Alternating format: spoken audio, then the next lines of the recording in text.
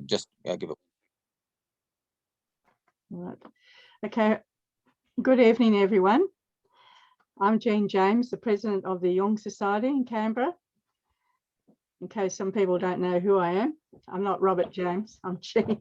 Thank you for joining us again, this time only online.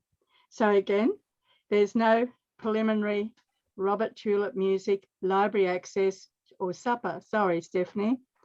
But we're hoping to be together again at MacKillop House next month.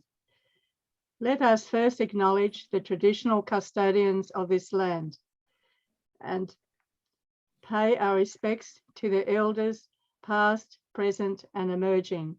This evening, we're delighted to welcome again Dr. Stephani Stephens, who has spoken to us previously. Stephanie will be speaking on Jung and the dead, active imagination, and the unconscious terrain. Dr. Stephens will question some assumptions about visionary encounters within the therapeutic technique known as active imagination, as well as raising the Jung's own questions about psychological inheritance and the work we do on behalf of our ancestors. Dr. Stephens holds a PhD in Jungian psychology from the University of Kent. She served on the executive committee of the International Association of Jungian Studies from 2004 to 2013.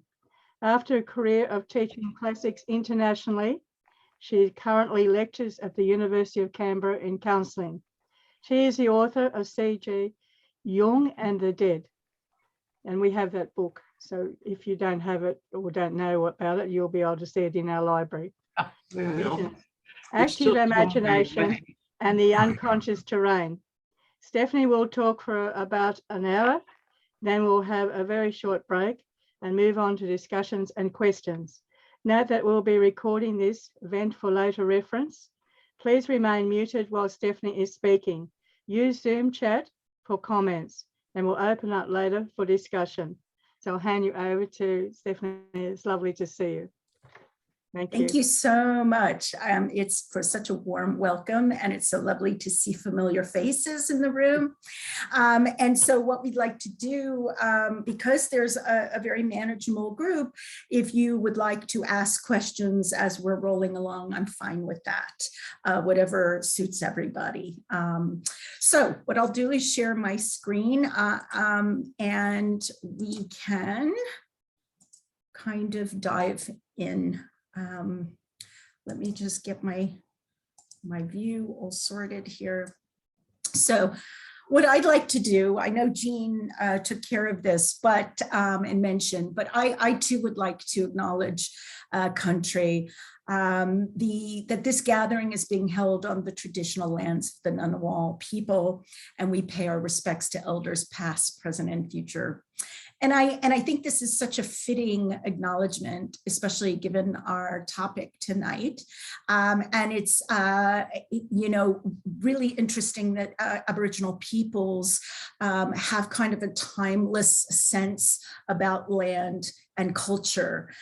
It is something Jung specifically was very interested in, this idea of what our ancestors do with and for us, and this lineage of cultural inheritance that we can often be confronted with sometimes. And so we'll talk a little bit about that. I also think that acknowledging elders is particularly appropriate now. We've just, you know, we're at the end of two very, very tough years globally, given the coronavirus and this event that's being felt globally. I can't think of another event, perhaps the world wars, but certainly not in my lifetime, where we know people are suffering in other parts of the world with disease. And so given that almost 5 million people have died from this illness, I have personally felt this ripple in my personal and the collective unconscious. And so I think it is fitting for us to kind of makes an acknowledgement and to pause and to really sense that we are in extraordinary times, and that the dead might be really needing, or our ancestors might be really needing our help.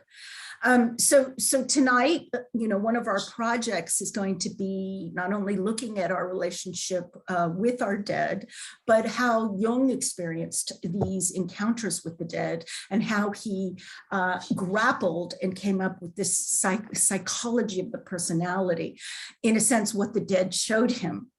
So given that, what I'd like everyone to do is to, if you could acknowledge someone in your personal community or perhaps in your family who has passed, and someone perhaps that's been on your mind or on your heart. And I'd like you to draw them near as we journey through this material today.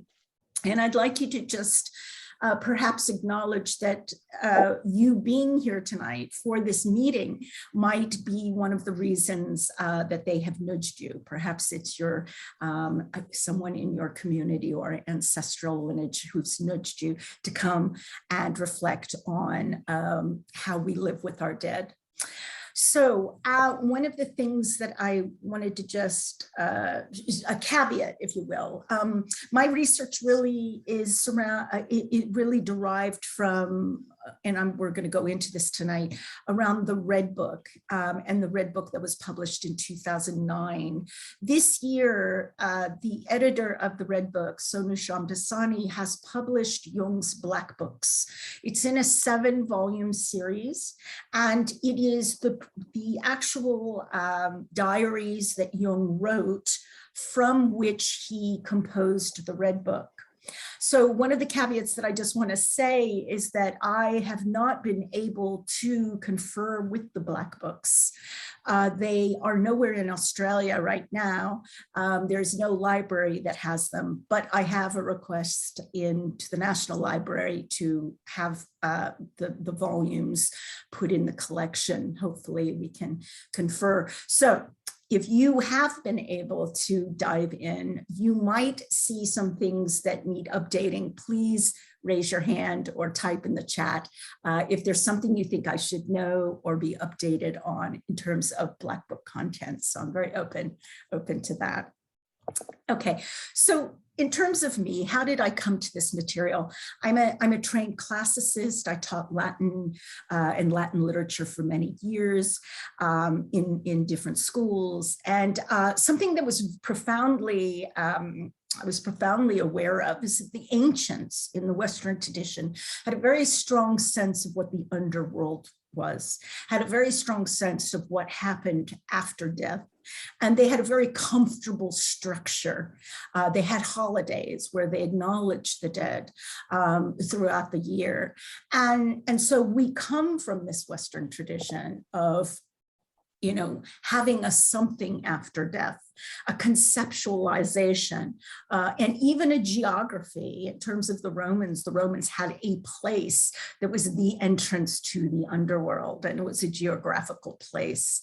And so we seem to have lost that sense of what happens after death, and and how we mourn and how we treat death as a community, as a culture. And so I think Jung was very aware of this split, really, this schism of, as we were maturing or advancing intellectually and in terms of our scientific processes and our commitment to making sure that our science could help interrogate the world and then prove the world, Jung was very aware that there was an entire world that kind of expressed itself alongside the scientific world. And he connected this to the world of the ancients and really acknowledged that we were moving further and further away from an understanding, not simply, warehousing some of this understanding to the occult or to parapsychology, but that our roots as a culture in the West are really steeped in that understanding, that there was a place, that there was a process that the soul went through. So part of what I wanted to do today is to really talk about the specifics that Jung went through in his struggle to really understand what was going on with this question. For me, what really happened for me was when I read Memories, Dreams, Reflections. When I read that book, especially chapter 6 on confrontation with the unconscious, I felt that here was a man who was really struggling to understand his personal experiences with his visions and his visionary process. And so I think I was so impressed, and I bet I can only imagine. I know usually Jung Club participants are very well versed in memories, dreams. So I think that's something we all share as a group. So what I wanted to do actually is to start with 2 quotes from Memories, Dreams that'll kind of frame our discussion tonight. The first is this fantasy quote that Jung said, that he had a dream that his soul had flown away. And the soul, he later understood and conceptualized as the anima, establishes the relationship to the unconscious. So in a certain sense, this is also a relationship with the collectivity of the dead. For the unconscious corresponds to the mythic land of the dead, the land of our ancestors. One has a fantasy of the soul vanishing. This means that it is withdrawn into the unconscious or into the land of the dead. There, it produces a mysterious animation and gives visible forms to the ancestral traces, the collective contents. Like a medium, it gives the dead a chance to manifest themselves. Why I think this is such an important quote is that you see him, now that we have the Red Book material, you see him pulling together his experience of having his soul fly away and the relationship of his soul to the dead, that there was a very tangible connection between what he understood of his own soul, and that when it left, it went into a place where there were dead people, okay? We're going to talk a little bit more about that. And that he started understanding the structure of the personality with respect to the dead. Okay, I think this is a great quote because it pulls together a few things that he's grappling with: his soul, the immortality of his soul, the ancestors, and the unconscious. And you can see him kind of wanting to use the language to pull this together. The second quote, I think, is really important for our discussion tonight. But even though there exists documented cases, the question remains whether the ghost or the voice is identical with the dead person or is a projection, and whether the things said really derive from the deceased or from knowledge which might be just there in the unconscious. What's so impressive, I think, about this quote is he is taking a lot of time to break this down. He is maturing as a psychiatrist during a time when medical professions were very interested in mediumistic women. Many of his colleagues were studying mediums. His family, and we'll talk about his family relationships also, family members had mediumistic tendencies. And so here he's really grappling with the milieu of the day and thinking, well, if there is this fascination with what ghosts are, what is the ghost exactly in terms of a visual appearance? And in a sense, the way he's written this This is probably, when we talk about parapsychology, when we talk about psychology and non-ordinary experiences, we're talking about this question and people grappling with this question. Am I seeing a ghost or am I making this up? And this particular tension can really be tracked all through Jung's personal work and his professional work. It's this particular tension. The ghost that I see, is it standing there unto itself, or am I making this up? Am I projecting my concerns and manifesting a vision that helps me work out my concerns? And so I think this too is a wonderful quote that kind of pulls together the tension of how he was spending a lot of time trying to work this out. Okay, so let's get into his father's death. One of the things I think is important, and we're going to talk about a couple of these cases, Jung had 5 what I would call seminal dreams. I call them death dreams, and we'll break them down in a little bit. The death of his father was obviously very affected him deeply, deeply. He was a university student at the time. And about 6 weeks after his father died, he had 2 dreams of his father. One, in the recount that he talks about, he says explicitly, "Suddenly he stood before me and said that he was coming back from his holiday. He had made a good recovery and was coming home." Now, this really struck Jung, and he thought a lot about it. And he comes up with this statement: what does it mean that my father returns, that he comes back in my dreams, and that he seems so real? So this really sat with Jung for quite a while. And he was incredibly moved by this experience. Now we understand that this particular event is what's called a bereavement dream.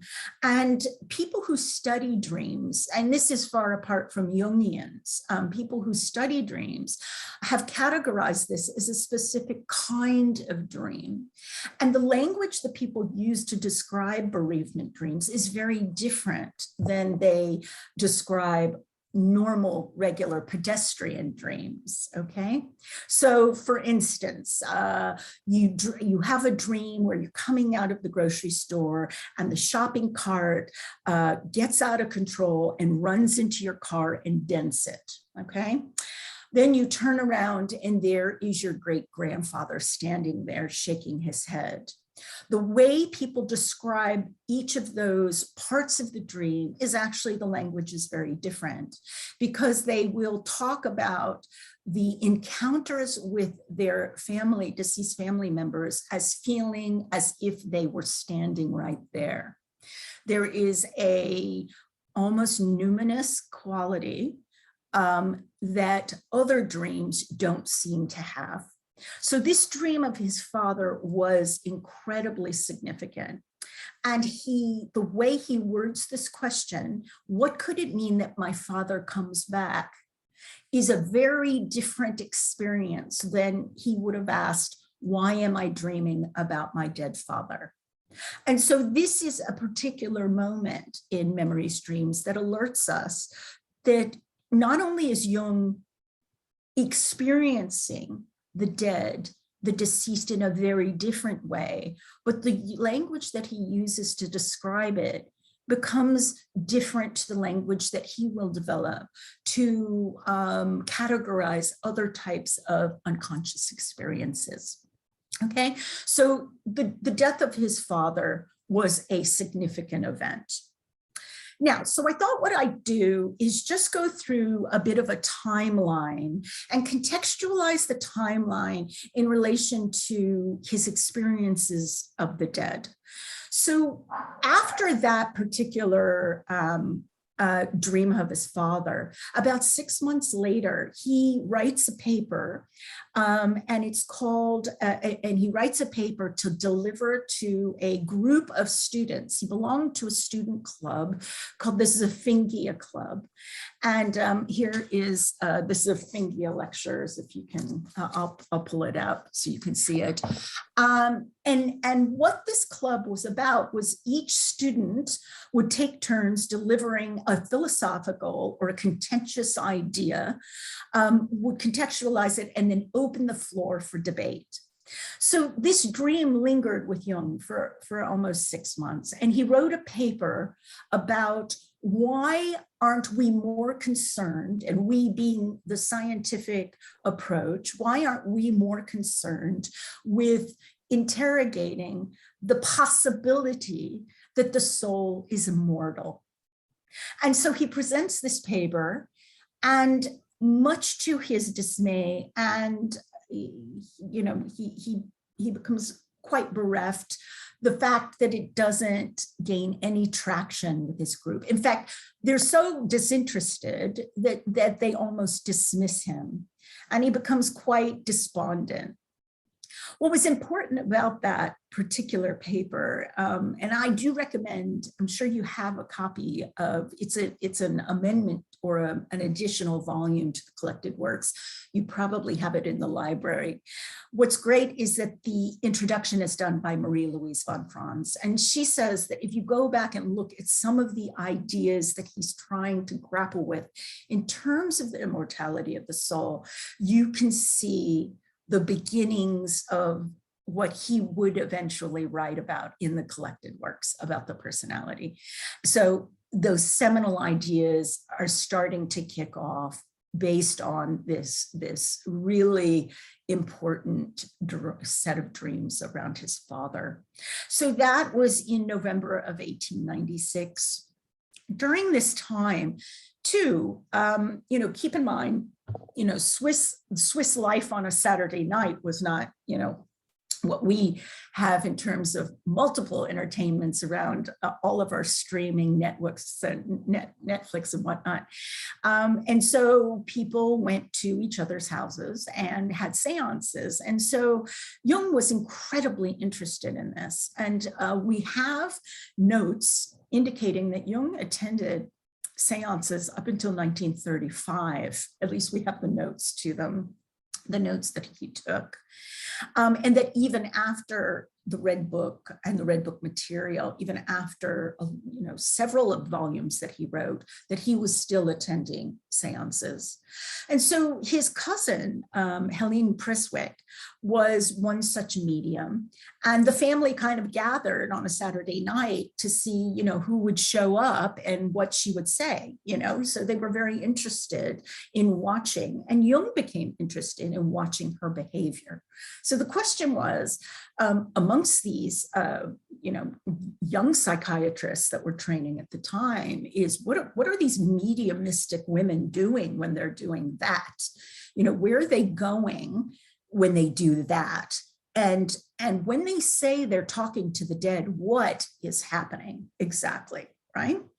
And so Jung became quite interested in his cousin and watching her and taking notes.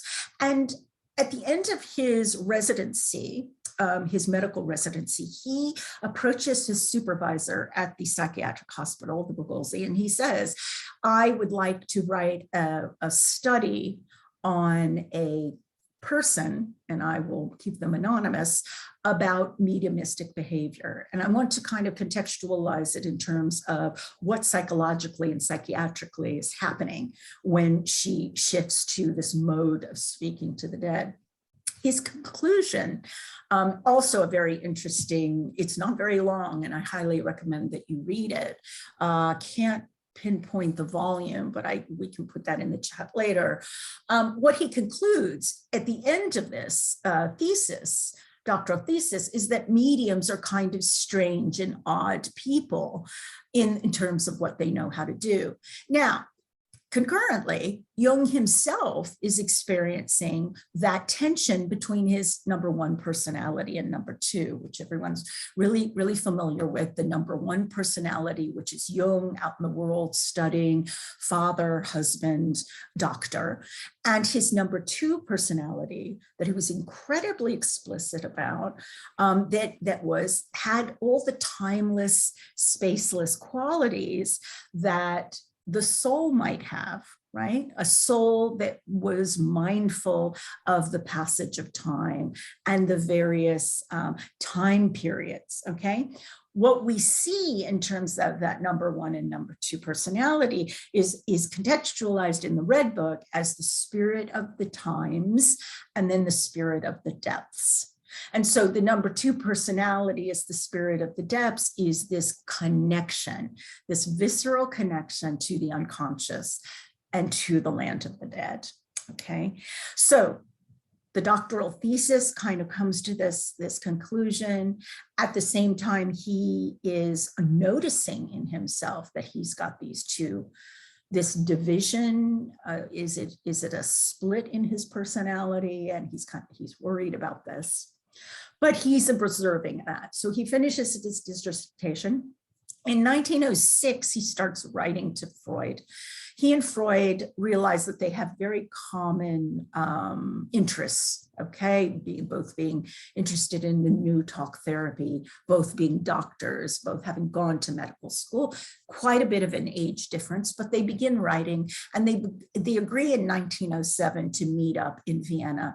And of course, we have this wonderful story about at their first meeting, they were together for 13 hours straight and just talked and talked and talked.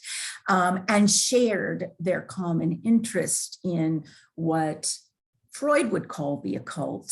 And Jung at that stage was much more open-minded and didn't want to necessarily allocate some of these non-ordinary experiences simply to the occult, right? And simply to parapsychology. So that started in 1907, this amazing, rich, personal and professional relationship between the two. In 1909, Jung resigns from the Bergolzi. He's married to Emma. He lives in the Bergolzi, and they decide that it's really time for them to, live like adults and not like college students. And they leave the Bergolzi and move into Kuschnacht. In 1911, Helle dies. And Jung starts writing the work, one of his first major works, The Psychology of the Unconscious, okay? What will become Symbols of Transformation, volume 6.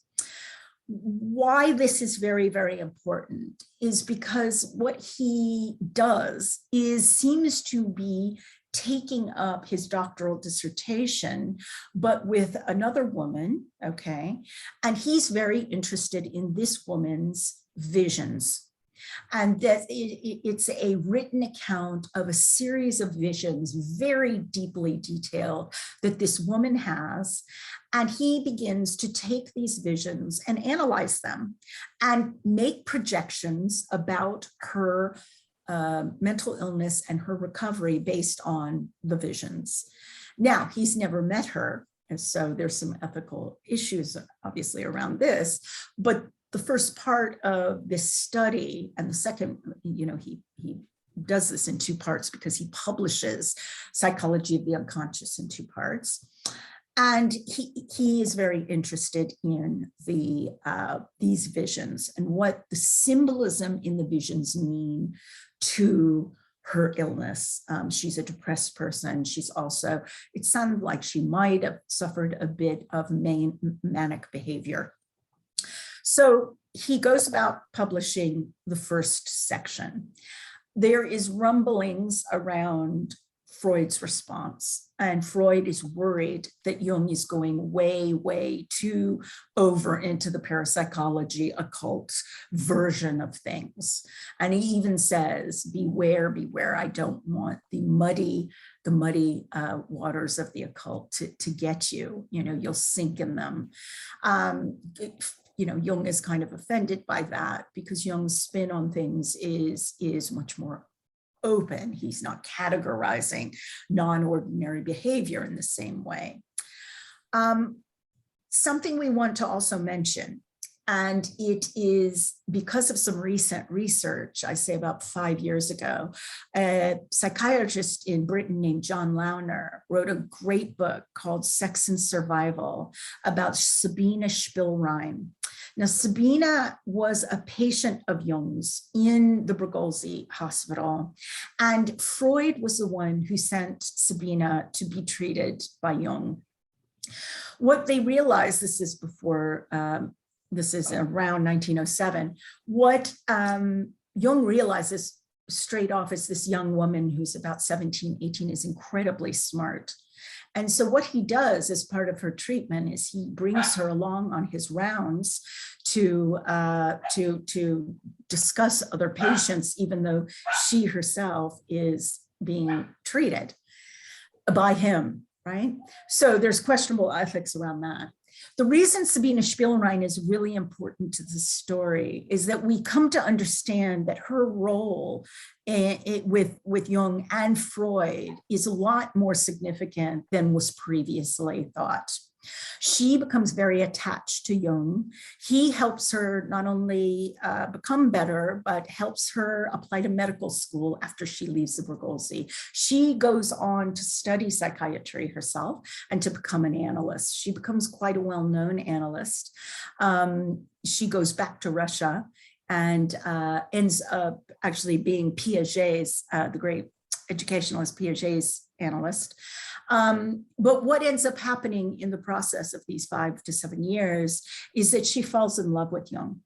And it becomes very, very awkward in the professional circles between, between Emma and the Zurich circle and Freud, who sent Sabina to him to be helped, and the Vienna circles. And suddenly, Sabina is walking around saying, I'm going to have Jung's child. And then you have Emma writing to Freud saying, this is your fault. You've got to sort this out. And of course, this becomes quite a big deal. Hang on 1 second. I'm going to put this up.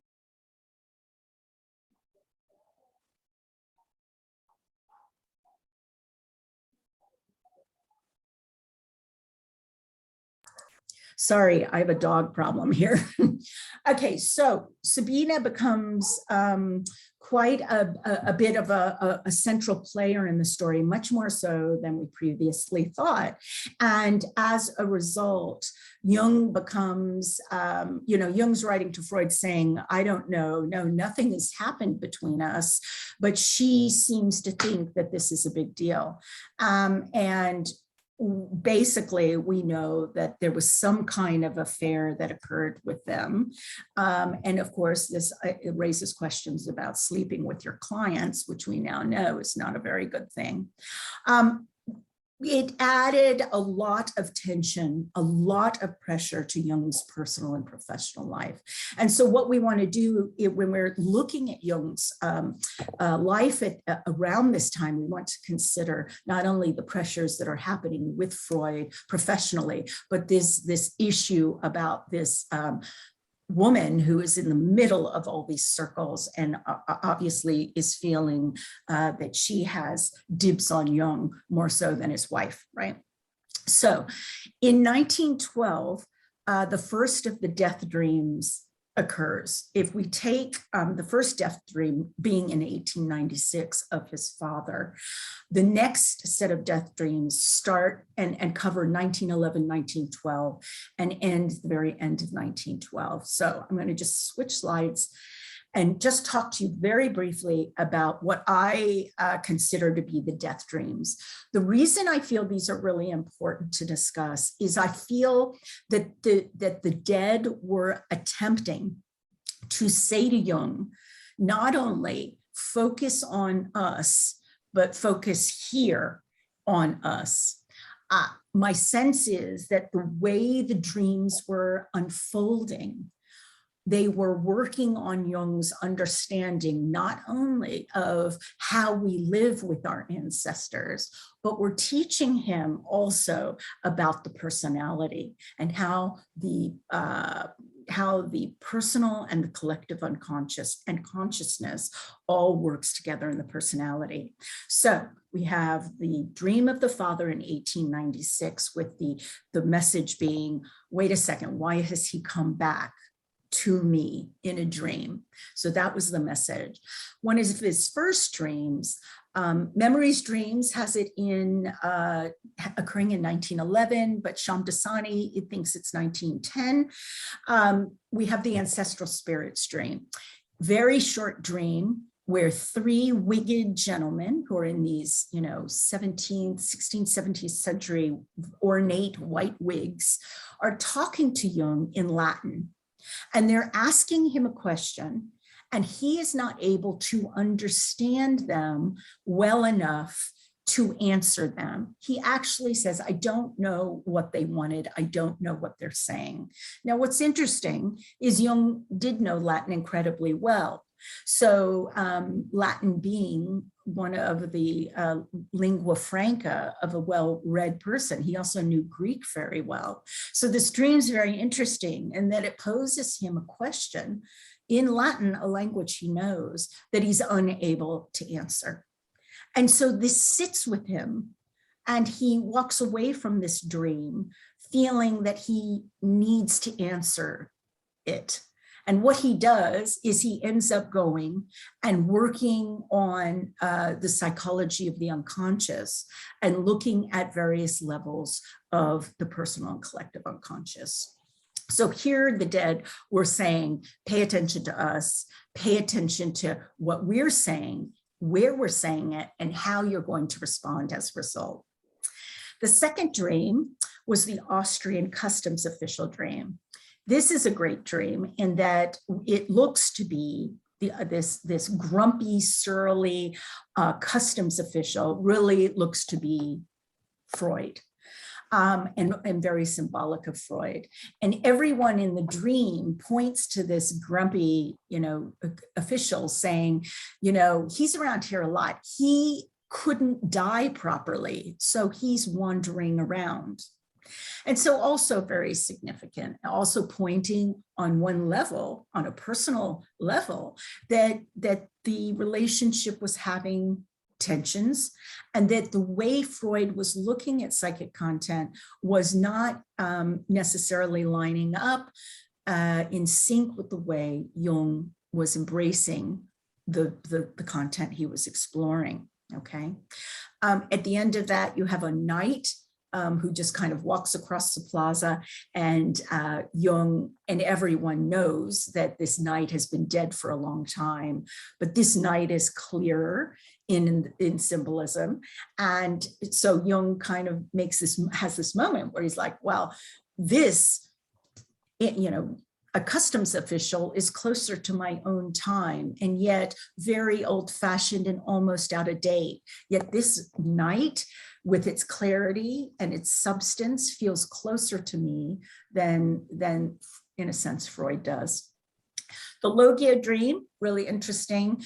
He sits down at a emerald green table, resonant of alchemical equations, okay? And a little girl comes up and hugs him. And the little girl turns into a dove, and then the dove turns back into a little girl. And so here was a moment where he was observing the transformation that occurs, even though it's in a dream time, the transformation that occurs of the human soul, what it's able to do in those spaces. And then the last dream he had that I would consider a death dream was when he was walking in a church with effigies. He was staring at one of the effigies, and suddenly it came alive. And so again, the dead were coming alive, and he concludes they were dead and yet they were still alive. And so all of these dreams, I suggest, were pointing to not only, and of course other academics have said this, not only the very energetic and alive nature of the unconscious, okay? But also indicating that this space, the unconscious space, is where the dead reside in their aliveness, okay? So I want to just step back and finish the last part of the timeline. In September of 1913, Jung and Freud have this schism, okay? It is a devastating break. It's a break between their personal and their professional relationship. And it's based on the issue around libido. Jung said, libido is the life force that allows us to live our lives in the fullest expression that we can. That this libido is our psychic energy that allows us to have a very rich expression of self, because we are able to mine the unconscious for hidden things, to bring them to consciousness in order to become our full selves. And that mechanism is driven by libido. Freud said, no, you have it wrong. Libido is about sexual repression. It's about the energy that is in the subconscious that we want to hide from. We do not want to deal with it. And it's trapped in the subconscious. And we are not interested in getting too far in it. We have dreams, we have, we have depression, we have hysteria, and all of this is because we don't want to face dealing with the uncomfortable sexual feelings we have towards our parents, towards other people that we shouldn't, just a real Victorian spin on things, right? And so they could not reconcile this. And the publication of the second part of the book, Psychology of the Unconscious, that publication of the second part that fully enhanced the woman's visions and talked about why we have visions and how visions are symbolic of libido that can be released and understood from our personality. That was the break that happened between Jung and Freud. It was because how each of them considered the issue of libido. So that kind of gives you just a little bit of a timeline that brings us up to October of 1913, when Jung starts to have the first series of intense visions. Now, keep in mind, he's had this huge break with Freud. He's had this devastating relationship that's just kind of blown up in his professional and personal circles. He is not feeling himself. He doesn't know what to do, and he's becoming more and more depressed. And so this pressure starts building. So what happens is he describes in Memories, Dreams that he had a period of inner uncertainty, and he called it a state of disorientation. And so he was so distracted, okay, by his outer life, that he decides the only thing he can do is to go inward and to see if he could possibly start to feel better. And so what he says is, I consciously submitted myself to the impulses of the unconscious. And so he didn't really know what he was going to do. He just decided to try something because everything in his outer life was kind of blowing up. So let's talk a little bit about what active imagination is. And what I'd like for you to keep in mind is that Jung discovered this process while doing this process, right? So he submits to closing his eyes and dropping down into this tension, this discomfort, this emotional turmoil, because he doesn't know what else to do. So he discovers a whole world inside of himself. as he experimented in those months from October of 1913 to April, May of 1914, and he wrote everything down, he kept coming back to the same method. And he wasn't sure of what he was doing. He just thought something was happening. So let's look at what active imagination is. So in its simplest form, it's a dialogue. Okay, it's a conversation between the ego and whatever part of ourself emerges. Okay, the part that emerges that is not us. It's a sense of otherness. It is a sense of a less conscious part of us. And it's the part of the personality that's imbued with unconsciousness, but we consider it not me. Now, something I found really interesting throughout the Red Book, and maybe you agree for those of you who've read parts or read all of it, is I found Jung's voice to be incredibly clear, his narrative voice, the voice that is his ego, I think is incredibly clear throughout the Red Book. And I think that's what enables him to represent both characters and figures that he meets in his adventures, as well as the dead. I think it's because his ego voice is so clear that we can get clear with these different experiences. And I know that many of you practice active imagination, and I'm sure in your own processes that you can end up grappling with this question of, is this me? Is this not me? It feels so different to me. And at the same time, what Jung was discovering is that the more he dug up in these journeys, okay, the more he could see it more clearly and integrate it, the meaning of it. And he started feeling better, which was good enough for him that this process was actually making him feel better. So in his own words, he says, active imagination is as if a dialogue were taking place between two people with equal rights and equal positions. And each of you gives credit for the legitimate expression of what each of you has to say. And then you consider it worthwhile to modify the standpoints through the discussion. And in this way, you strike a balance. Because what he noticed is that as he was diving down, he was actually finding some really unpleasant things about himself, things that he felt maybe that he had hidden, maybe in the same way that Freud considered these liminal places to be the archive of all the things we don't want to deal with. But at the same time, he found very inspirational encounters, very positive encounters, and places where he saw a very rigid way of thinking, not only about life, but about medicine, about psychiatric illness, and about the human soul.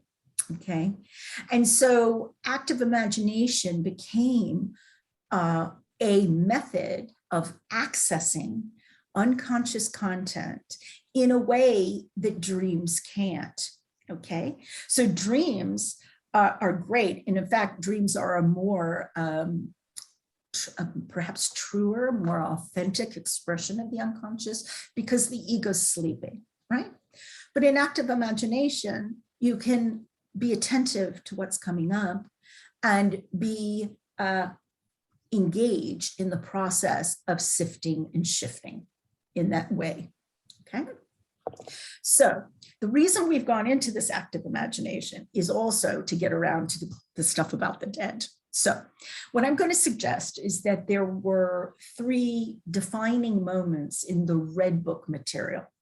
And these defining moments put me on notice when I was researching in the way that Jung experienced that dream of his father, the way he said, my father came back to visit.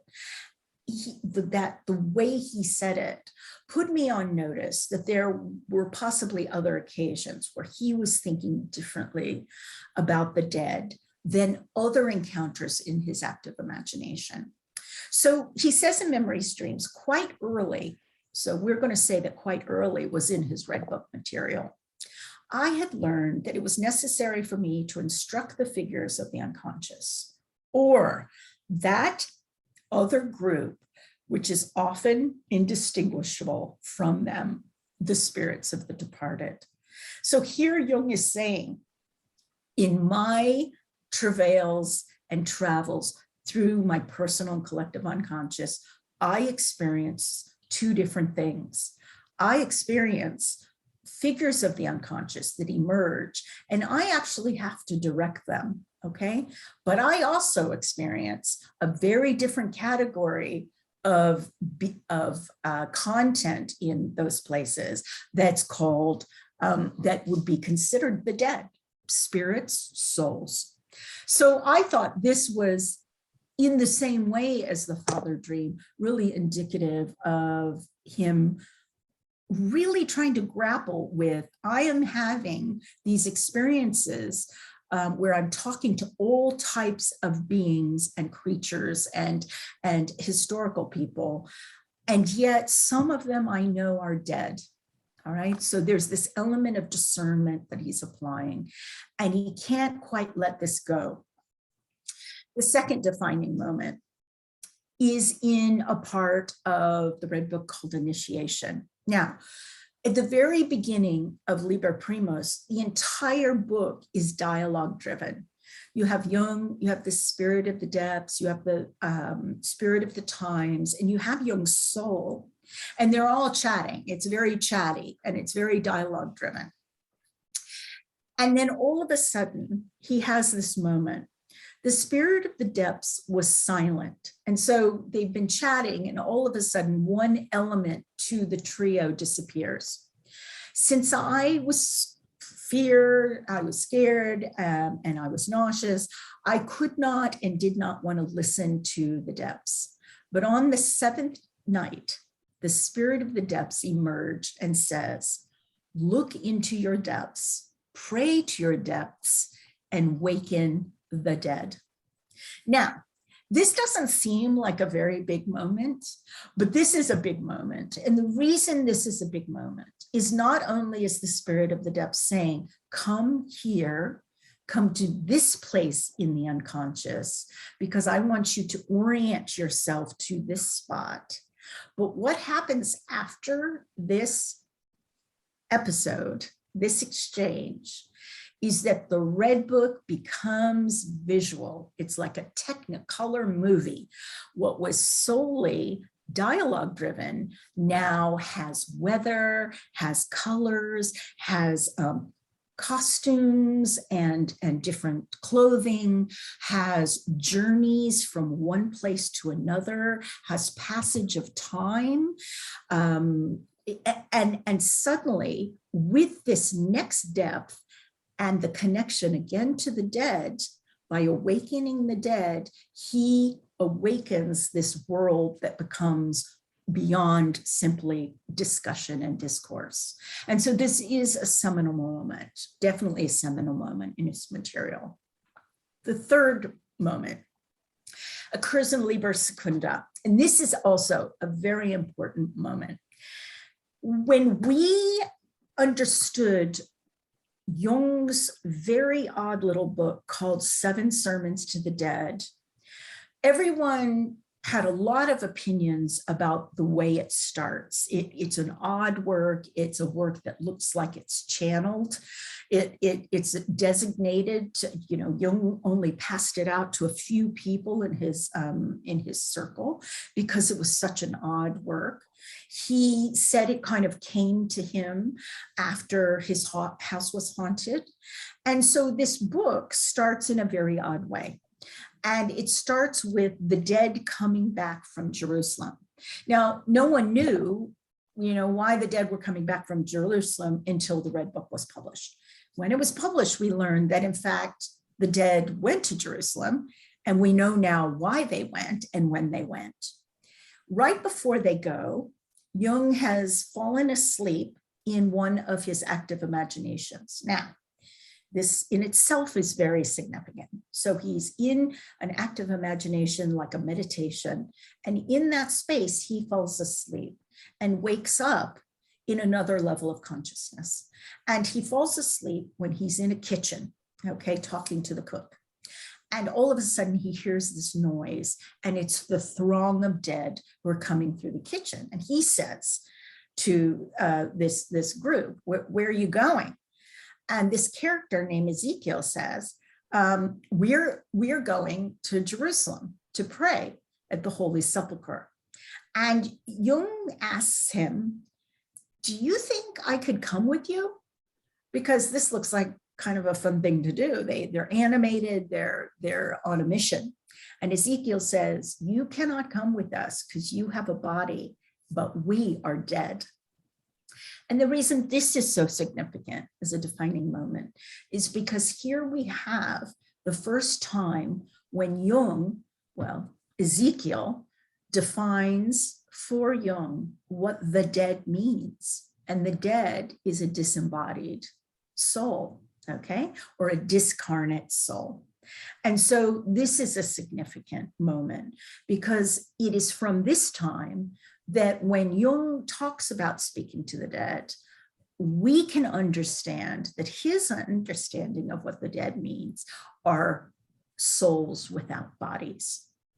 Okay, so these are quite important moments in his Red Book material. Now, how do you distinguish between the material that emerges out of active imagination and the dead? How did he do it? And this is tough stuff because if you look at some of these episodes where, for instance, the poisoner episode, the poisoner is obviously dead. He talks about being in the land of the dead, and he's there, and he talks to Jung about the conditions of being dead. That discourse, that conversation looks a lot like other conversations in the Red Book that turn out to be perhaps expressions of Jung's own psyche. So first of all, the dead and figures of the unconscious are often, you can't tell them apart. The way they show up in very similar ways, and they talk in very similar ways. But what I would say is that in my work with clients and in my own encounters, there seems to be a qualitative difference in animated content that feels like it's mine and a relative that is standing there. The dead seem to have a gravitas about them. They also seem to have a wholeness about them. Okay, and what I mean by that is that they seem to show up totally themselves, whereas figures of the unconscious feel like they could be puzzle pieces, that they're, still significant and still meaningful, but that what they're offering in dialogue is the piece that you need in order to work out the tensions of opposites. Okay, so this is complex, right? So in 1945, Jung has kind of a heart attack, a cardiac crisis, and he has an out-of-body experience. And he writes to a colleague, and he says, my experience was that the soul seems to detach from the body pretty early. And there seems to be almost no realization that the soul has that it's dying or that this is death. And what follows is well nigh incredible. It seems to be an adventure greater and more expected than anything one could dream of. And of course, in Memories, Dreams, he talks about how badly he felt about needing to come back. He was caught in these visionary, almost like a fugue, these visionary cycles that lasted for hours while he was laying in the hospital. And he really regretted coming back into his life because these were incredibly blissful encounters. in 1947, he also states in an interview with a friend of his, I am absolutely convinced of the survival of the personality for a time, plus the marvelous experience of just being dead, right? It's just marvelous. And so again, we have this, he personally in his own experiences has identified and grasped what soul means for him, and then has traveled the terrain of the unconscious, his personal and collective, and starts to understand where the soul fits into the personality and how it interacts with both of these things. And then of course, when, in 1945, he has this incredible experience where he confirms for himself what it will feel like when he eventually will die. So I think these are important issues to consider. Marie-Louise von Franz was one of his great collaborators and was a great mind and in her own work as an analyst. And she had her own sets of dreams and her own encounters with the dead. And she says the dead live in such utterly different conditions as to make them, even though they are unconscious material, to make them unlikely and in a sense incompatible with other unconscious material that is eventually integrated into our personality. So in a sense, what she's saying here is, yes, the dead are around. Yes, the dead do show up, but we don't really want to integrate the dead into our psyches, because the dead are journeying and doing whatever they do in their own sense of expression and vibration. And we definitely don't want that as a part of integrating them with us. Okay, that's not to say that that integration of why they show up couldn't be integrated, but them as visual presentations, we don't want to. And she goes on to say, you can smell which dreams deal really with the dead and which only with their image, but it is very subtle and one treads on very uncertain ground. And so one of my favorite stories is an analyst that worked with her was working with a woman who had lost her fiance, who was a pilot in World War II. And she brought a series of dreams to the analyst.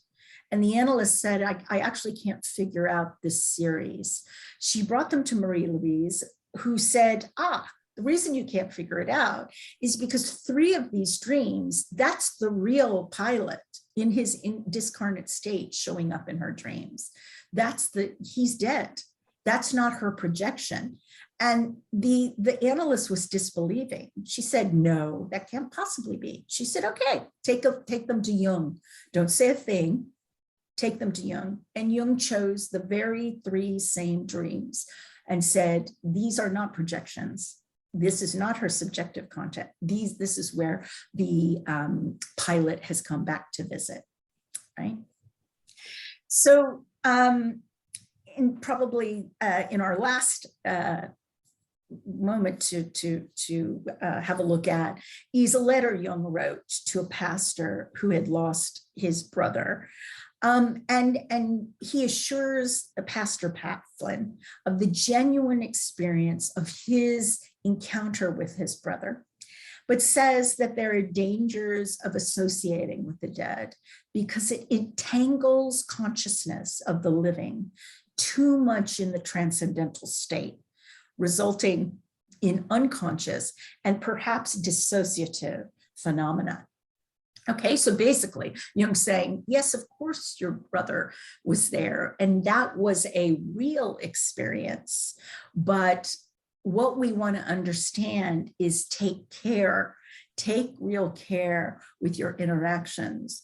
And you don't necessarily want to hang out because, like Marie-Louise von Franz says, they are a different kind of unconscious material that is not to be integrated. possibly would we call that haunting? Perhaps that is a version of haunting, right? So that is kind of what I wanted to share with you tonight. And I'm really at this stage interested in hearing from you. A lot of what I talked about, I've kind of pulled together in my book, and my book was based on my doctoral work.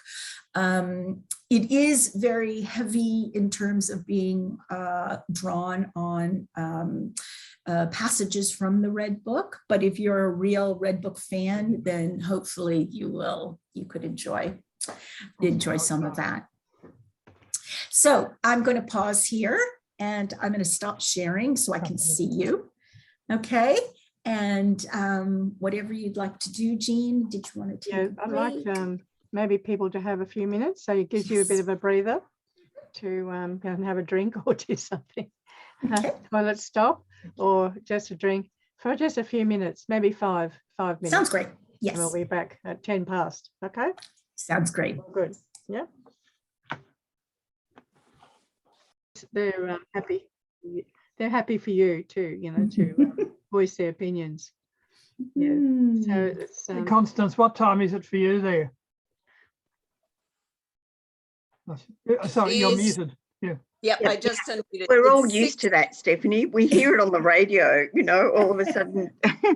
Frank Kelly's dog. Yeah. No. Is it 7 a.m.? No, 6:11 a.m. Oh my gosh. Right. You're 6 very a.m. good. It's been fabulous. Okay, so you got started before 5 o'clock a.m. Yes, I did. Wow. Good. Can I ask You a do. question? Yeah. So people like to ask questions. Yeah, I would certainly like to, if that's all right. And I would too. Can I just put my hand up as well? Yeah. Hey, after you. Yep. All right, Jen, should I go ahead? All right, thanks so much, Stephanie. That was just absolutely fascinating. Like, I think what it highlights, as you mentioned at the start, the mediumistic context in which Jung grew up, and it's really a very foreign sort of culture from the modern rationalistic culture, and the science views psychic mediums with complete skepticism and asserts that all of their alleged contacts with the dead, everything that's clairvoyant, is a psychological projection, not a real presence of an actual active spirit. And so you've got this remarkable gift of Jung of channeling different personalities and creating this dialogue of different perspectives, as you mentioned in the context of the Red Book. And so I really wonder about what this idea of the presence of the dead means for Jung. Like I often of the Red Book in the context of the First World War and the sense of the psychic unhingement of Europe and the massive carnage of the war, and just how that created such a vast problem of just coping psychologically with the presence of death.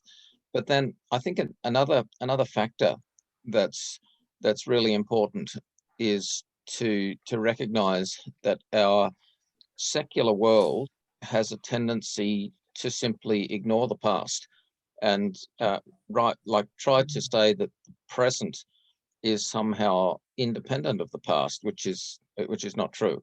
Like, we're completely, like, the past is very much present in the present, and so you've got this we're thrown into a world that's been made by past decisions, past accidents, by people who are now dead.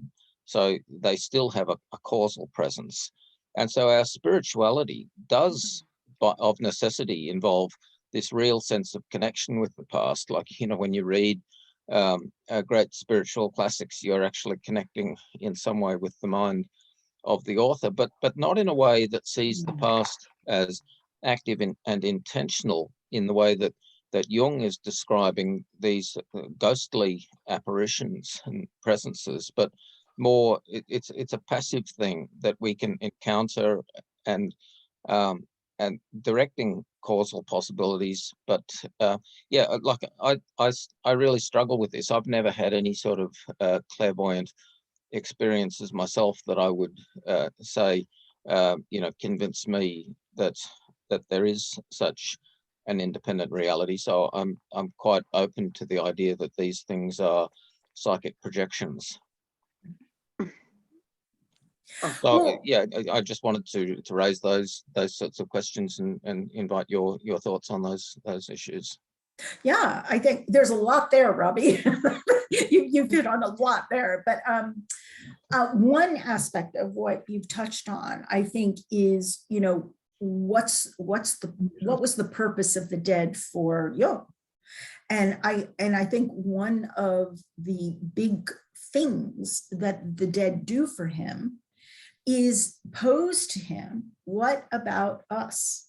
What are you going to do about us in your psychological model? So it's all very neat and tidy, and you've got this, and you've got this, and you've got the ego and the personality. But what about ancestors? What about, which is what you're saying, Robbie, what about the inheritance? So one of the things that he posited, and this is really from the academics of the time, is just as we have genetic inheritance, we must have a psychological inheritance that connects us through the lineage of all humans and all cultures. And so that inheritance must have expression in the present in some way, apart from studying history, right? And so I think a couple of things were going on. He was grappling with that cultural inheritance and ended up conceptualizing the collective unconscious, okay? And he did that based on those very deep places he got to in the Red Book. But then the idea of the dead actually saying to him, the question that we're leaving to you, Jung, is what kind of psychological model are you going to build that can explain us, right? How are you going to explain us and not explain us away? Right? So I think that was the work the dead left to Jung to do. I mean, that's a very quick answer, because I think you've actually, posited quite a bit, but that's how I handle it. Thanks, Stephanie. I might come back and invite the others to ask questions. You two go ahead, Peter and Trish. Yeah, so Peter, yeah, you go first. Yeah. No, Peter, what about you? Because I don't want to, force myself into it. Peter, you go ahead. You had your hand up first. So. Thank you, Stephanie, for your presentation. Of course, there are many aspects here. You did introduce the topic by saying, we're in very strange times, very difficult times, very demanding times. And so we need this work. Well, maybe that was my response to that. But later, well, a little bit through your presentation, you seem to be thinking that Jung was reacting from a line, and I wasn't sure whether that was like you were sort of referencing some sort of pagan element or Christian element in his abilities to negotiate these spaces, and later on, there seemed to be a bit of a Goldilocks sort of thing there. I mean, we need a relationship with the dead, but you're saying too much is not good. but not enough is no good either. So please. Absolutely. And I think I wanted to say that Jung and Marie-Louise von Franz thought that too much is too much, right? I think my personal opinion is that if we don't engage in a healthy speculative relationship with our ancestors, I think they do come knocking on our door in other ways and asking and putting at our feet the questions that they haven't had answered, right? And so I think what Jung was saying was this was incredibly difficult work. The Red Book almost drove him crazy. He was almost crazy before the Red Book, right? Yeah. And during the Red, yeah. During the Red Book, this almost drove him out of professional circles and out of his own profession, out of his own home, almost.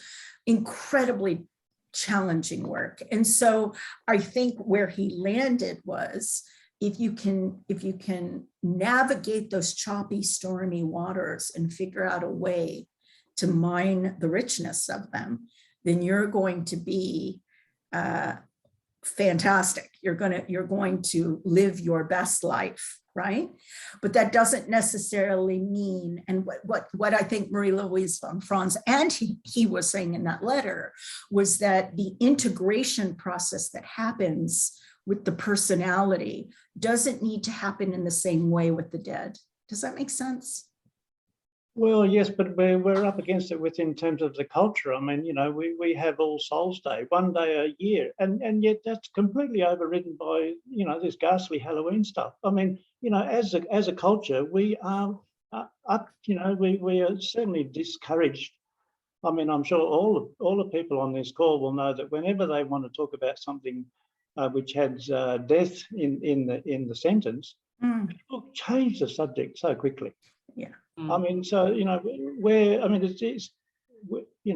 need a relationship, but the culture is not supporting relationship. Right. You're right.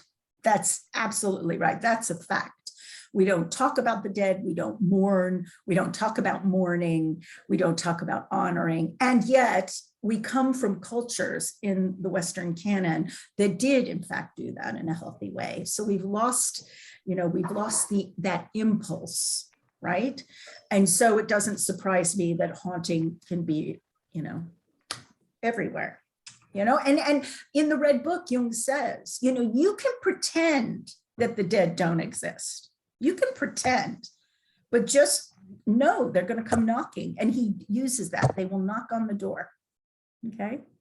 So I don't think I answered the issue about the, cultural part of it, but the Red Book does kind of address the pagan and the cultural part. I think he does a lot in there. No, Trish, do you want to go next? Trish? Yes. Do you want to go next? You go. You had your hand up long before me. Go on. Yeah, I will. I'm not sure if I'm on or not. Mm-hmm. Am I? Yeah. If you're not muted, you're on. Yeah. So Stephanie, I can't tell you, I was sitting on the edge of my seat, listening to your talk. Oh, you're very kind, Trish. It was, I'm not being kind. I'm being practical. You nailed it. Yeah. You're very kind. You're very kind. Thank you. Thank you so much. And I've got a lot of things about dead people. My mum, my dad, my deceased husband, etc. But I won't go into that. But what I wanted to maybe explore, you really, I want to know how to buy your book. That's what I want to know. Well, I think it's around, actually. It's on Amazon and Booktopia. It's around. Yeah. But I wanted to make sure you get the right amount out of it. Yeah, Trish, there's a link on the website. Oh, okay. Thanks, Robert. Thank and you. so forth. Yeah. Okay, thanks. Yeah. We do have it in the library. So while I've got the call, I don't want to waste time. with you, but I was just sitting on the edge of my seat listening to your talk. It really spoke to me. Thank you. And I'm just wondering, are you in Canberra? I am, yeah, down the street from you, actually. Oh, okay. Yeah, I live in Canberra. Oh, good. Yeah, so what I wanted to talk with you about was when you were talking about dreams, it's a bit obscure, but you were talking about when we go into dreams, sometimes we can't connect with the person in the dream. Mm-hmm. And I do dream work, and I found that just recently I was not able to connect with the other. Mm-hmm. Mm-hmm.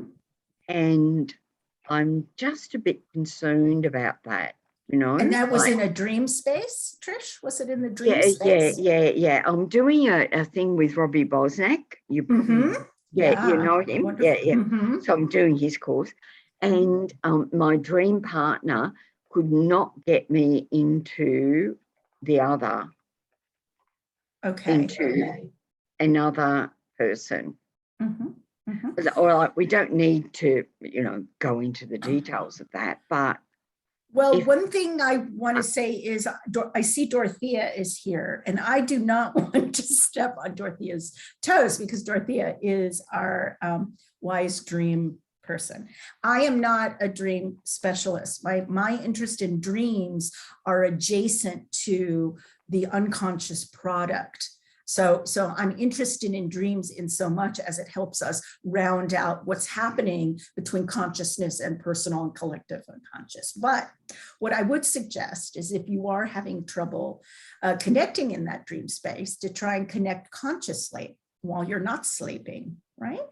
And seeing what kind of connections with the other that you can get going on the conscious level, and then see if that connection can be ushered into your dream time. Because we can heal in both directions, right? Why does the healing have to come just from the dream, from the unconscious to consciousness?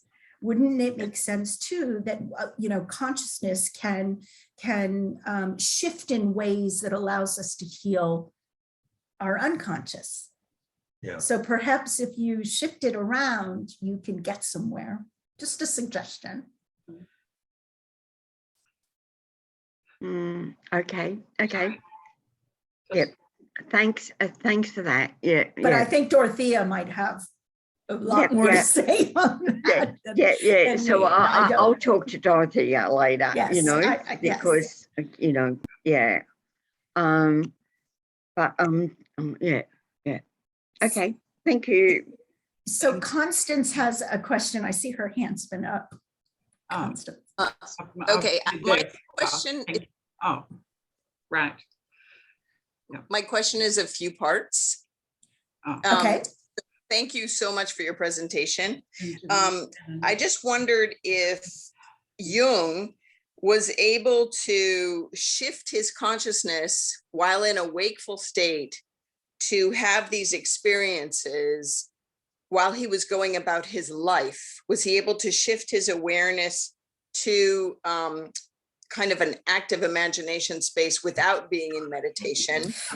Yeah. In the day-to-day. That's my first part. The second part is, do you think that in our own practice that we can go into our active imagination space looking for our dead to engage in and initiate conversation with them? And if you believe that's true, what kind of pointers would you give us to kind of facilitate that? Does that make sense? Yeah, absolutely. Great question. I think anytime someone is thinking about their dead or someone who's passed, where you have a connection, I think that's an invitation and an opportunity. And I think those moments, whether you're driving or cleaning and this sense comes to you, I think stopping and being conscious of that connection and then starting a conversation. Don't delay, just get, I think there's an impression that this is very difficult stuff and it's beyond us. And I think the dead are a lot closer than we give them credit for. We get the sense that they're, really far away, and maybe sometimes they are. But when you think of them, that's your consciousness is being raised to accommodate them. So I think that, just making the invitation, I'm thinking about you. And in what material do you see that Jung had those experiences in his day-to-day world, or did he at least allude to it, that it didn't always have to be an active imagination to all of a sudden? Now that's a great question, and a very specific one. I can't put my finger on one passage where he's going about his day and that he's shifting as he's going about his day.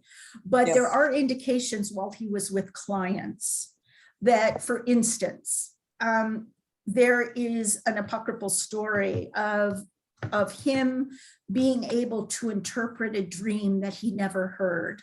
So his client came in and sat down and said, "This is what your dream means." The client didn't say anything. Okay. And so I said, I think when two people come into a space with the intention of doing the work, right? The intention of doing the work, I think it's like, what's the Catholic expression? When two are gathered in your name? When two or more are gathered in Jesus's name, miracles happen, energy shifts, that type of thing. So I think that he could do amazing things. And I think it was because he'd lean in and go, well, this is what I'm sensing, Yeah, can I just ask this last follow-up, and then I'll give the space for more people.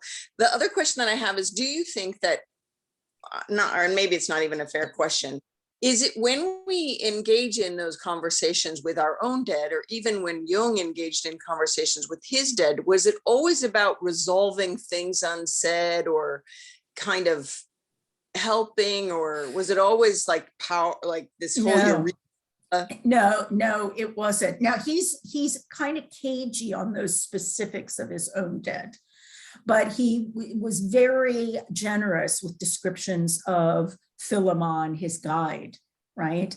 But when you're talking about the dead, apart from the Red Book, there's not a lot of indication that he, would have these conversations for therapeutic effect. Okay. Gotcha.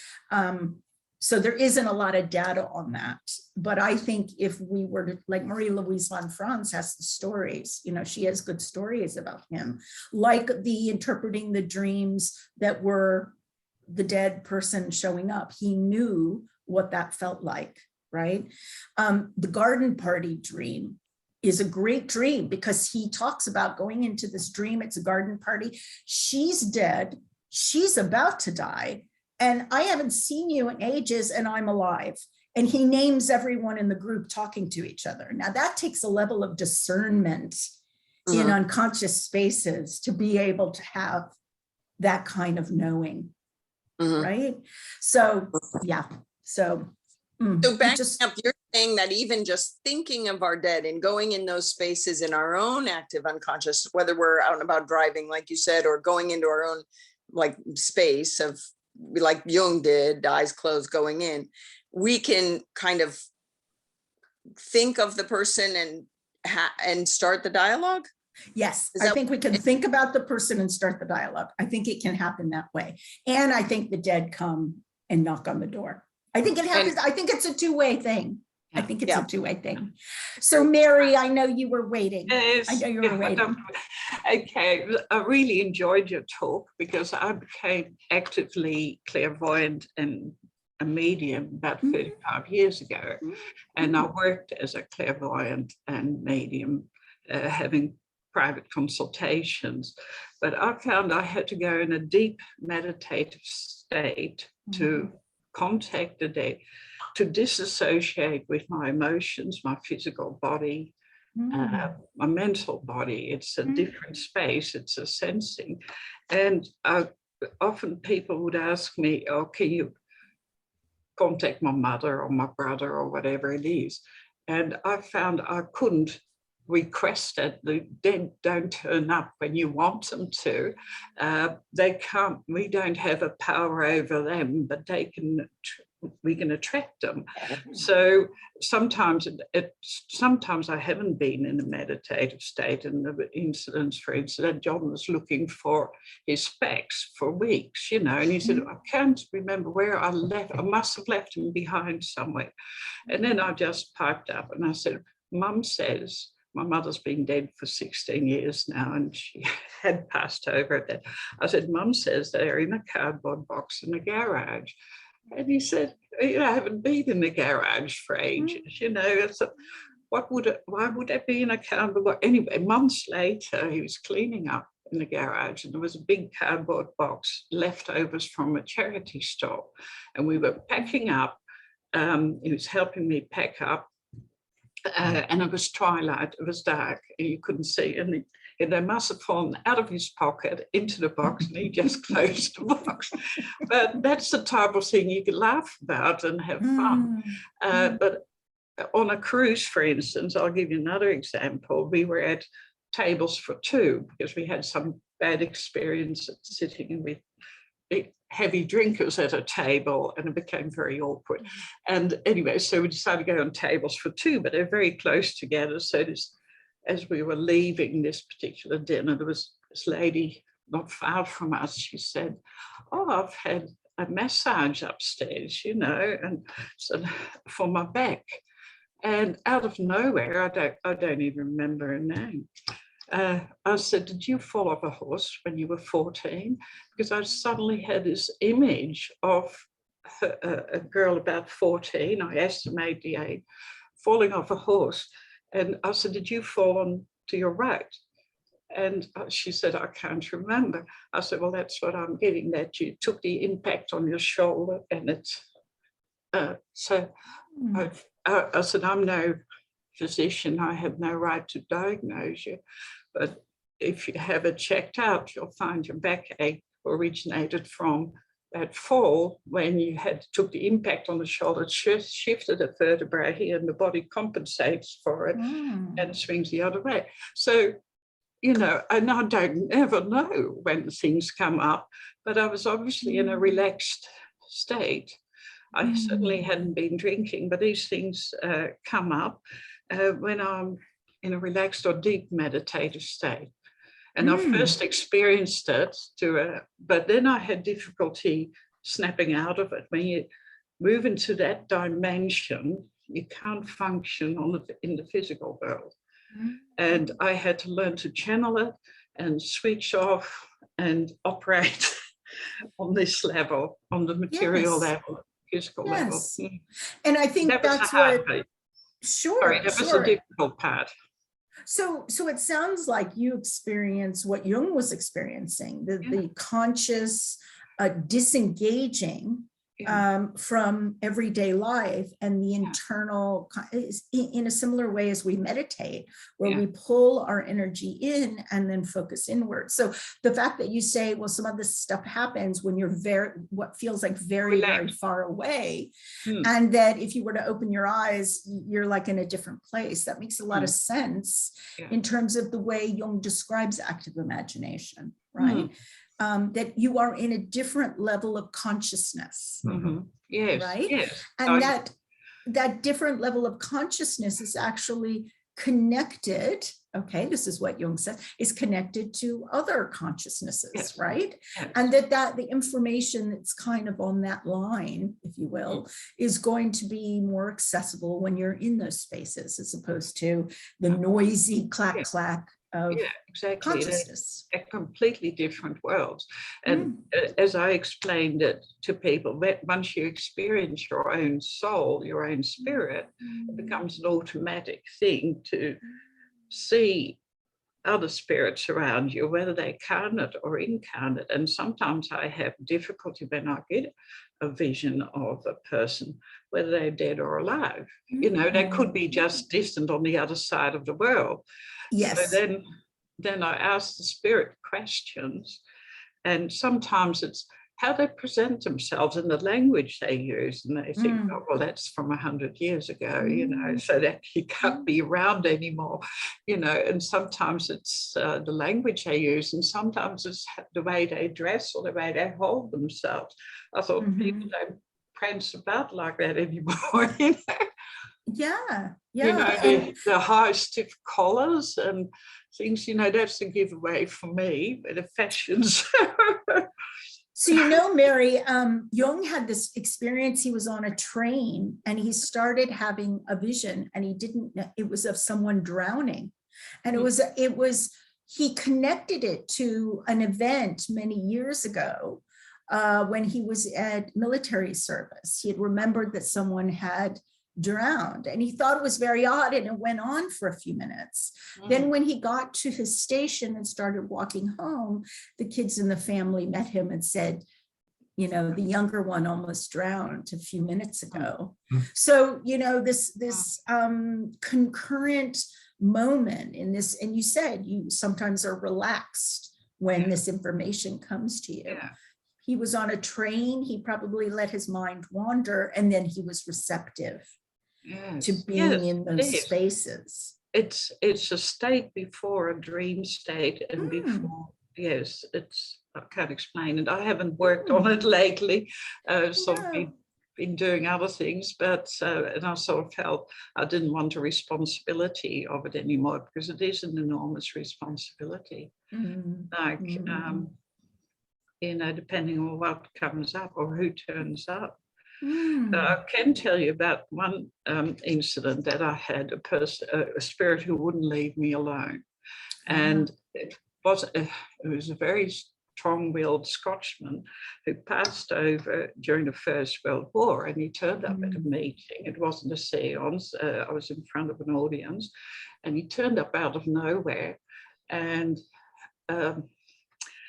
it turned out what he eventually told, his name was Kenneth Williams, he told me, and he was a disturbed spirit that he died very suddenly during the war. There was an explosion behind him, and it entered his spine and came out through his chest. It was a big, nasty explosion. And he said he wanted me to contact his relatives, because he said they don't believe in this. But he said before I went to war, he buried in his, under the floorboards in his house in Scotland. And this is the First World War. And he said he bought in a tin, and he described a little brown tin. It was in photographs, his birth certificate, and other valuable documents, and money, cash, so that he had money, cash available when he came back from the war. Well, he didn't. And the house he buried it in was being demolished. So he was very distressed, and he wanted, so it took a process because he kept on turning up in my front garden after I finished at the meeting, and I eventually talked to him as I'm talking now, and I said to him, look, forget about your birth certificate. I think the space you're in now, you could be thinking about being reborn into this world. And he had no idea what I was talking about. He couldn't accept he'd passed over. So I took him into the kitchen, and I switched on the electric jug, and that blew him over. There's no fire, nothing to heat the jug. And I thought, well, I won't show him the microwave. He'll never understand that, you know. But I said, and I picked up the local paper, showed him the date. I said, it's now whatever it was, 1989. And he still wouldn't accept it. I said, you're no longer in the physical world. You've passed over. And that's the part I enjoyed. And I said, really, I think a lot of relatives that you're looking for, that you are meeting on, are in the spirit world with you. And it hadn't occurred to him. And about 2 weeks later, there was like, you know, how in the olden days when they lined up and sat absolutely still to have a family photo taken. Now there was a group of about 14 people in this group, and he was in the second row, and he waved to me. He said, "I found them. I found them." You know. And yeah, they were all lined up as if having a family photo taken, but you know, from about 100 years ago now. Yeah. Mary, that's a wonderful story. It's a wonderful story. And you've just explained 7 Sermons to the Dead. I mean, that's exactly, you know, that Jung felt he had to teach the dead what it was like to be dead. Yeah, to move on. Yeah, yes. A lot of people who die suddenly can't accept that they've gone. And when I went to Edinburgh, I was in Edinburgh, and I went there, and there's a register there for all people who died, of military people who died during the war, and about 6 Kenneth Williams. And I had and when there's a crowd around you, I couldn't go in a state and try and concentrate on which one he was. Yeah. You know, I would have liked to have found out, but you know, it just wasn't the environment for it. So, wow, those are wonderful experiences. yes, wonderful. I have had some good ones. There's time to meditate again. Yeah, lovely. Thank you for sharing that. Thank you, Stephanie. I really enjoyed your talk. Lovely. Thank you. Thank you. Well, anyone else have any? Well, I'm just wondering, I've got, you know, there's so many of us, but I just want to know from you, Kalu, I'm not sure if you're still there. I think she is. Yeah. Aren't you so great? Yeah. Oh, aren't you proud of your mum? Like for this whole thing. I didn't make her come listen to this. She said she wanted to, so I don't want you to think this is forced Jungian education. No, well, can I say something, here. Trish? She's still here. Oh, good on you. Yeah. Oh, Trish, aren't you lucky to have this mum? Yeah. Trish, can I talk? It's Shauna. Shauna. Yeah. Oh, Shauna. Okay, I don't have. I'm on Jeff's computer, and his camera doesn't work. Okay, so it's just like my voice. Is that okay? Yes. Okay. Of course. Yeah. Look, thank you for the talk. I was going to touch on something that Robbie, in a different way to what Robbie mentioned at the beginning. But look, I mean, I definitely have a sense of the dead, and I was psychotic when I was younger and had a sense of another reality and of ancestors, and that followed me for, you know, so I certainly have a sense of another dimension and of a kind of interaction.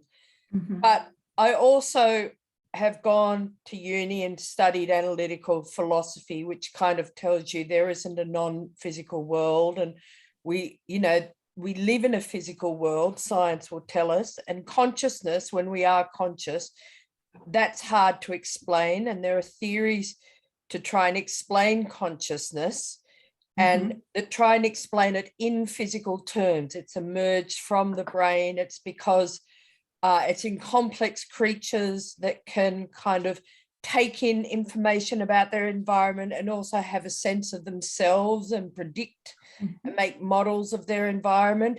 And that gives us this sense of ourselves when we're conscious, as though we, but that, you know, the sense that that's what I'm trying to say is in this model, there is no soul. Okay. We just, it's almost an illusion, this sense of ourselves that we have. And it's because of the complexity of our brains. And this is the scientific picture that we have from people like Daniel Dennett, who, you know, quite big name philosophers. Okay, this is the model that we have. And it's very hard to reconcile everything you've said in your talk or you know, all of these things seem to, within that physical framework, they are just kind of elaborate imaginings that we do as the creatures that we are. They're functions of the creatures that we are, with this kind of physical makeup, which makes us reflect upon ourselves. So what I'm saying is, within that physicalist framework, none of this is real. And, sure, it's and, a material, yeah, materialists who are materialists and not even dualists, materialists wouldn't even consider going to a Jungian analyst, you know, they're just, well, they wouldn't.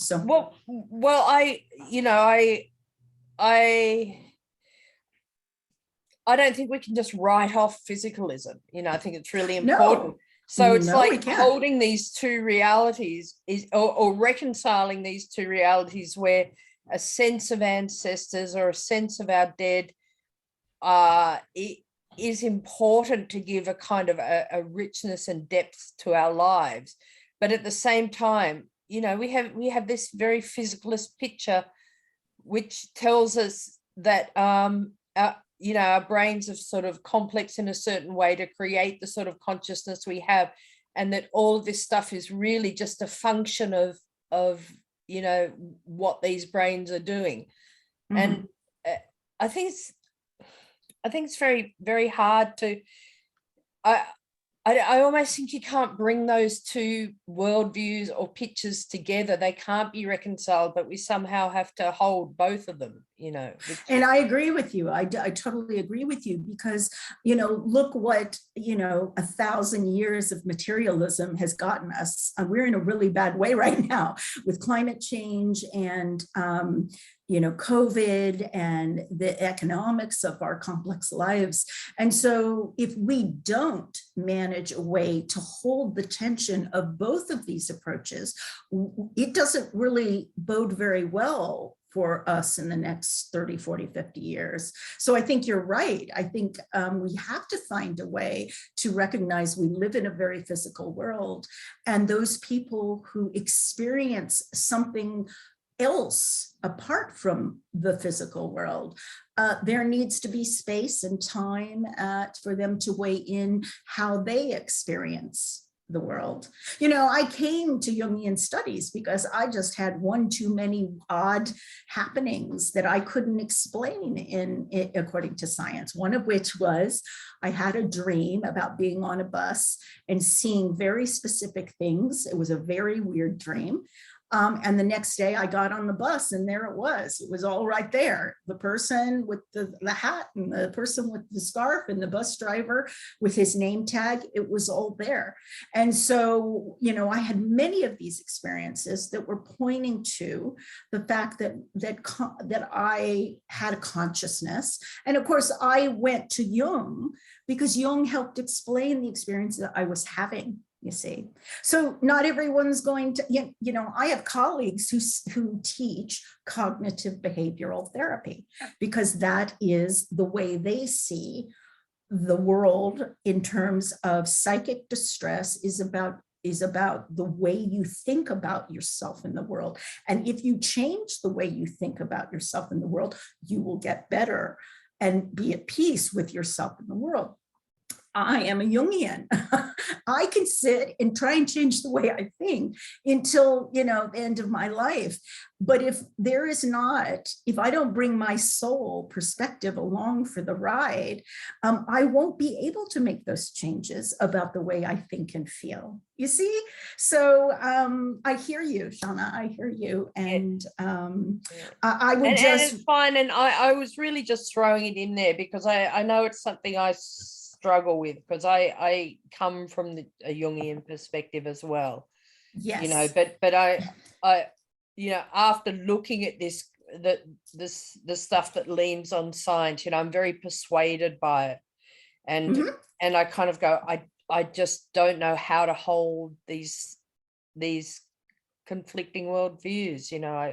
And something that could help, Shauna, is I think as we journey on, some of those conflicting views are going to get on the same page and they'll be reconciled, that science will start recognizing some of this stuff and be able, like for instance, when talk therapy became a mode of healing, everyone was like, what are you doing? What is going on? Now we know, we have brain scans, pre-therapy and post-therapy, and we actually can measure that before someone talks, their brain has heightened activity in specific parts and distress.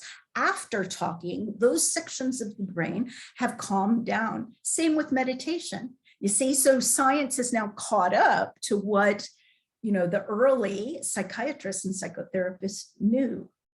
So I think, you know, give it some time and maybe everything will get on the same page. Maybe.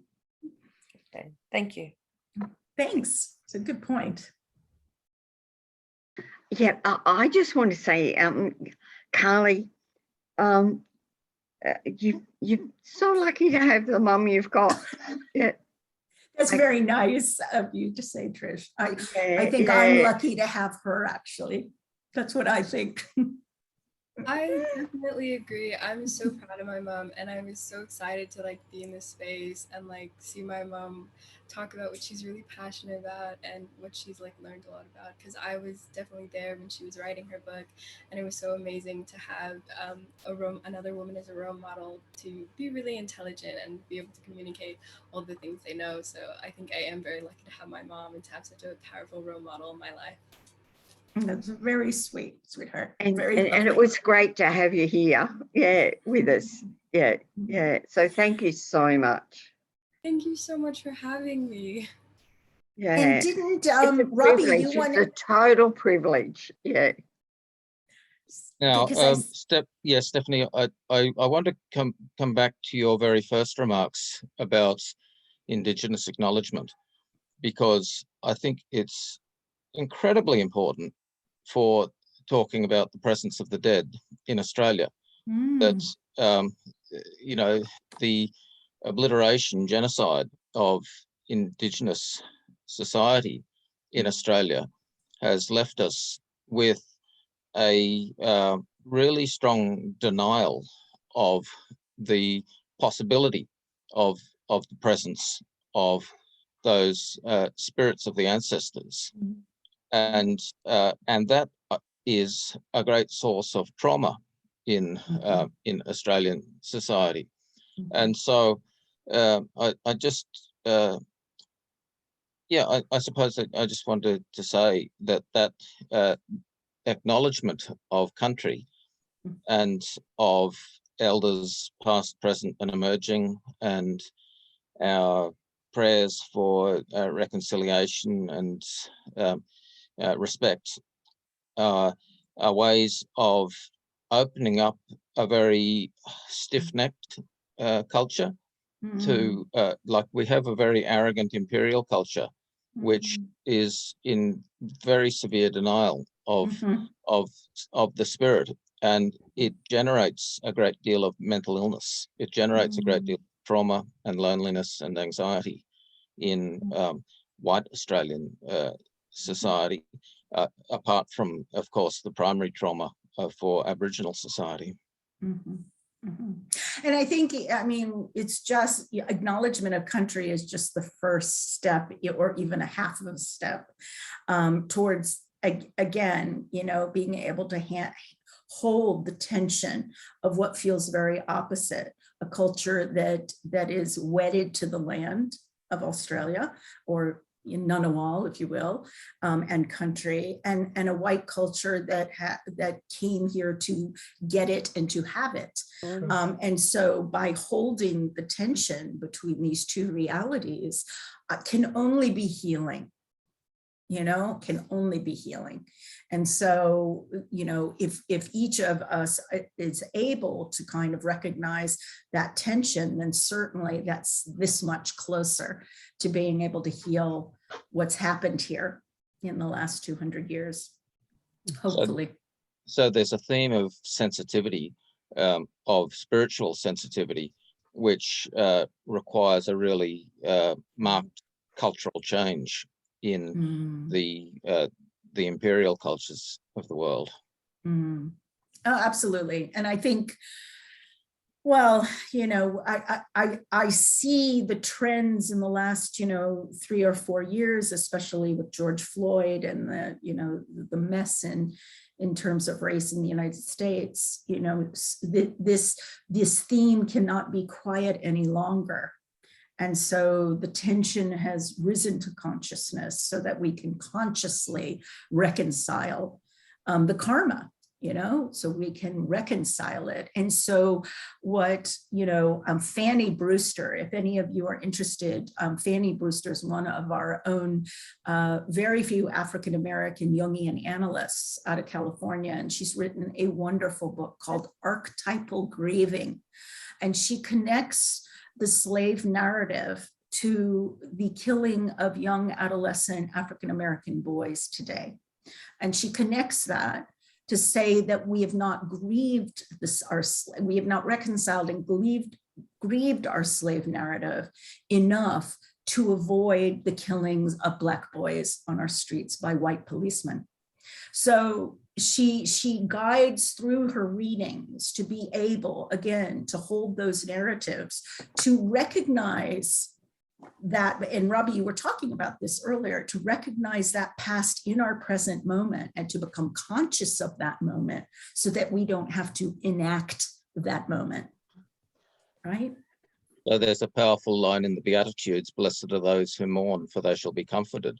And so that, have we lost the ability to mourn in large parts of our culture? That's a very, very good question. You know, it's a very good question. In our rapid culture, our quick fix culture, pacing in front of the microwave culture, you know, looking to, you know, I don't want to feel this. Let me take some medicine so I don't have to feel this. I don't want to deal with this. I don't want to have to sleep all day. You know, I need to perform. So I think you might be right. I think we've definitely lost what's slow cooking, slow living, and that kind of approach to life is. I think we've and is that not what lockdown and COVID has done for us? Right? It just turned the volume way down on our, you know, active and overactive lives, perhaps. I don't know. Thank you. Jean's probably ready to wind us up. Yeah, thank you very much. Very Stephanie. Kind. Thank you for hosting me. You've given us so much to think about and so much to research about as well. So much to reflect on people, and even in my own family. That I've lost my brother just a little while ago, and I was just looking. He used to be a great pianist and organist, and I was just reflecting on his had his birthday on the 3rd of October.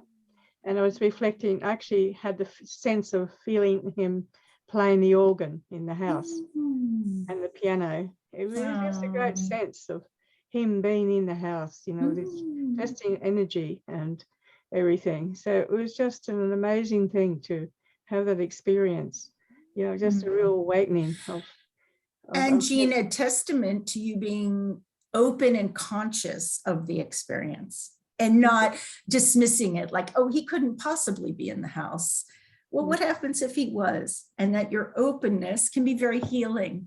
Yes, yeah, certainly. It's just amazing. And I find it hard to play the piano because I know he would play it better than me. So that's always been a bit of an issue. I want to get onto the piano, but then I feel, no, he's going to play it better. So I have this bit of conflict at the moment going on. Anyway, thank you. You've given us so much. And thank you for stepping in, because I know it was hard. You only had 3 weeks to get your act together and to do that. So I appreciate it so much. Well, it was my pleasure, and I really enjoyed being also with like you to tonight. say on the November the 5th, we hopefully have our Timothy coming back to do a presentation in-house.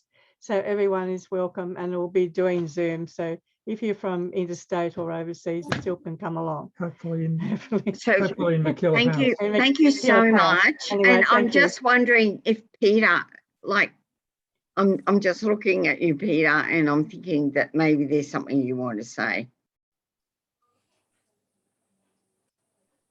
It's just not going. Look, thank you, Trish. But all I could say is thank you to Stephanie for a wonderful evening. Really, it's Thank you, Peter. Thanks for participating. Yeah. Thank you all with your for, questions. the lovely daughter and the questions and the people coming in. It's really added to the night. And to Mary, with all your special gifts and interests and insights, has really added to tonight. And thank you. And Peter coming along too from Sydney, and from Constance from America. Must be almost brekkie time for you, Constance. It is. It's growling. Thank you very much. We look forward to seeing you. And Stephanie, we look forward to, we'll send you something. And Thank you. Thank you. We just really, really appreciate your efforts. It was Thank really you fun. so much. So thank you It's for been having great. me. It's been great to contact with everyone. Thank you. Thank you. Bye. Bye, everybody. Bye. Thank you.